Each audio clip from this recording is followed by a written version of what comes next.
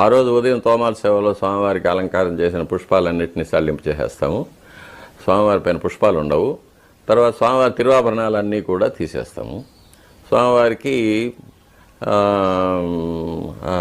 బంగారు శంఖచక్రాలు, బంగారు కటిహస్తం, వైకుంఠహస్తం, స్వర్ణ యజ్ఞోపవీతం ఇవి మాత్రం ఉంటాయి.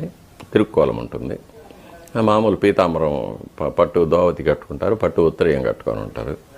స్వామివారికి ముఖబింబంలో పచ్చకర్పూర నామం మామూలుగా మనం వేసేటప్పుడేమో ఈ కంటి కొలకలు కనిపించేటట్టు మాత్రం ఉంటుంది. కంటి అపాంగం అంటారు, దాన్ని అపాంగం అంటారు.